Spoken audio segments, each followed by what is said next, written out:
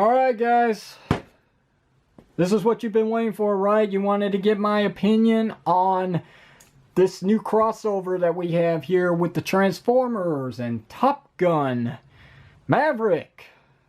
Well, it ain't happening. My decision is final. This figure really doesn't offer much in anything that it does. Anything. Very little does it have any reason to exist in anybody's collection. Maybe for two reasons. One, the jet mode does look pretty cool. I got to be honest about that. And two, if you are a Tom Cruise, Top Gun fan, if you are a completionist, I'll throw that in. If you're a completionist, then yeah, you have to get it, right? Regardless of everything that I have said and everything I have attempted to do with this guy when it comes to reviewing him, it just doesn't want to be reviewed. I can't do anything with this figure without it actually coming apart on me. Not saying that it's breaking, but boy, nothing will stay together, nothing will stay in place on the transformation, and most of all, this figure is just plain. No pun intended, but it's just a plain job. There's no paint on it. There's little specks of tampographies all over the place. I guess you can call that paint. I say that in quotations, paint. Details all around the figure's jet mode, but when you get to robot mode, where does it all go? I'll tell you where it goes, to the back. And you know, you're not really going to show your figures from the back when you're displaying them in your room or on your stand or your bed, whichever. If there's one thing that really is the straw that broke the camel's back, is that this figure is nearly $50. And it's on Hasbro Pulse for that price. Nearly $50. It doesn't have much to support that cost. And we are dealing with hollow bits on this, which could be considered nowadays as a leader class figure, especially for that price. A leader class figure. This is about the scale as you get when it comes to leader class Transformer figures these days. They aren't this big anymore. They're down here now. You might be lucky to get a trailer or something. Maybe it would have been cool if he came with a displayable piece here, not this cardboard piece here that you could use to make it look like Maverick is taking off from an aircraft carrier. I guess something worth the weight of the price. The packaging, you know, I didn't mean to throw it like that, but yeah, it doesn't harken back to Generation 1. This is more Transformers Armada going on here, and it doesn't fit in with the commemorative series. Why the running change after just 2 figures? I have no idea. It looks good on its own. If it was its own standalone thing, yeah, it looks really good. But as it is, it's part of the crossover, the commemorative series, where you can see the logo right there. That's not good enough. It's right here. So, you know, it doesn't fit. And the artwork here is CGI. It's CGI. It's not your styled artwork that you would see on Generation 1 box arts where it's nicely painted. It looks pretty cool. It's CGI. It looks like it came from a video game. Again, the packaging, fine. Leave it alone. Leave it alone. The figure that is represented for that packaging here, it's horrible. It's just horrible. It's all around just plain. There's no love. There's a little bit of attention with the articulation, and even that's not saving this figure much because most of this is done out of that very thin plastic. You can even see it right here around the crotch area. It's thin. Look at my finger. Look at that. Look at the wings. Look at my finger. Look at the wings. Look at the legs. Look at those thighs from the back. Nice details on the inside, but boy, oh boy, how much of a layer is that in there? One hit, one ding in the wrong place, and there's going to be a hole there. What is this? Look at this. Look how good these look. Look how glossy. Look at the paint applications. Look at this.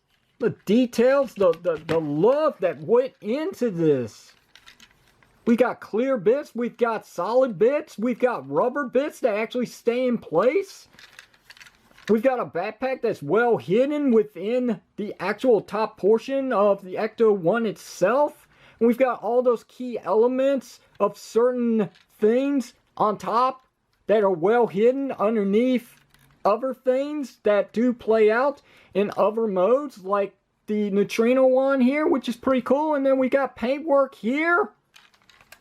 Yeah, we could have used something here, but you know what? For what it is, they blew their budget on everything that they could, and I love it. I love this figure. I love the way it actually turned out, and I love the fact that this is a extensive retool from Combiner Wars Onslaught, which is a pretty cool Transformer figure in my opinion. Look at that. And Gigawatt. Gigawatt. Oh man, I gave my praise on this guy, didn't I? What do you have to offer? Look at these blasters. Can you see any of this detail going on here? Can you see any of it? Can you? I mean, where's the silver paint? Maybe for the barrel of the thing at least. I mean, come on, come on. I mean, you put some little bits of detail here and paintwork on these missiles in the back, which really don't stay in place. They move around way too much. Fortunately for them, they don't fall off easily, but they do move way too much when you go about fiddling with the figure. Same can be said if you were to replace these with these. They do the same dang thing. You're trying to put a circle here, a circle in an octagon. It doesn't even feel like it's in there all the way. You can see there's a bit of a gap there, but it can't push it any further.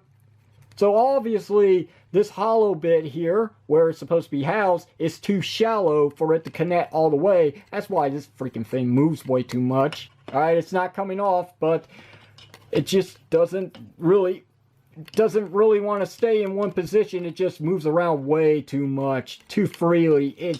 What a bummer. Let's talk about these hands. Okay, so we've got some interchangeable hands, and you know how I feel about that. But yeah, we've got the standard weapon holding hand, which is what this figure was packaged with originally before it's taken out of the box and switched out for one with a peg where you can hold the volleyball here. Now, okay, the volleyball is a nice idea, okay? It brings some fun to the figure because it is an iconic scene from Top Gun. So yeah, I mean, it does work for the character, for what's going on here. It's good. Okay, another good point on this figure, the helmet design. Even though you're not going to see it here, it does have that iconic Maverick style. It's got all those details. All the paintwork on this figure went to the helmet itself. A little sloppy in the back, you know, it's not straight, but okay, I mean, it's fine. At least they were trying here. My results are going to be different from your results, as I say all the freaking time. And the red visor really does make it pop. It looks evil, actually.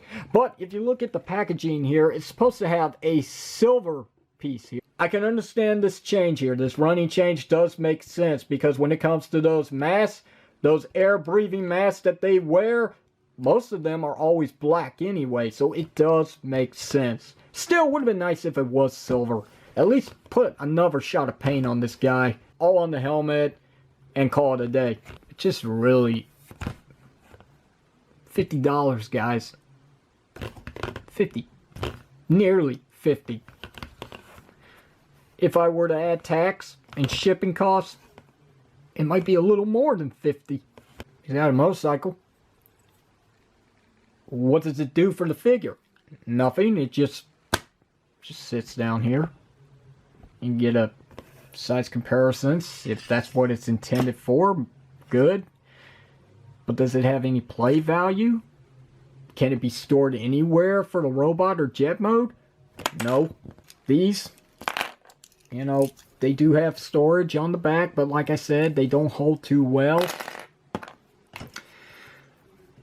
These can transform into fuel tanks, I guess. I don't know. I don't know anything about jets. I admit it. But yeah, they do clip into place pretty good. But if you're going about transforming them back into blaster form, if you're not careful with how much you pry this out, you could either snap the clip or it will just pop off and get lost somewhere. At the half point, it comes out very easily, so you gotta take your time. Which, you know, holds up transformations. But nowhere to really store them unless you want to put him on his knees or something. I mean, you could.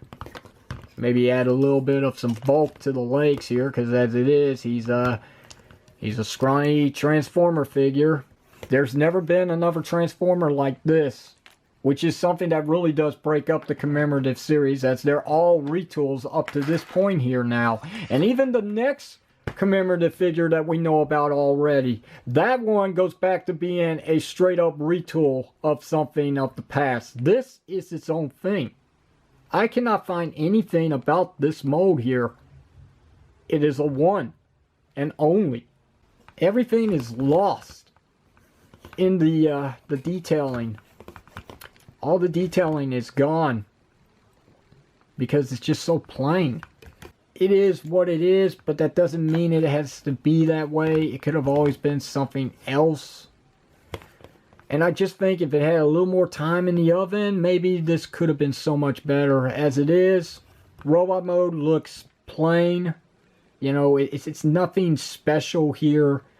Its humanoid proportions are kind of disturbing in a way. It just is. It looks like it could fit in with Revenge of the Fallen. Its jet mode is okay. It looks good for what it is, but all the detail about it is lost within the no colors, the no paint applications. The transformation is a nightmare. I don't know if anybody's made mention of that before, but it is not a fun transformation. The legs down is so smooth. The torso up is where all the problems come in, especially with the way the arms have to rotate and pull out. And if you don't have the hands transformed out first before you start messing around with that swivel joint, you're not going to know whether or not you're putting the arms in the right place. The left arm turns out to be the right arm, and the right arm turns out to be the left arm at times when I go about transforming this guy, and it happens a lot. It's very annoying. Whether or not you're going to have the arms on the right side of the body, just... man, for all the things that it got wrong, and that's including the package, everything that this Transformer crossover figure got wrong, I have to say, I'm impressed. So impressed that it does belong. It has its spot here in my collection. So damn bad that it's just so damn good. And I love it.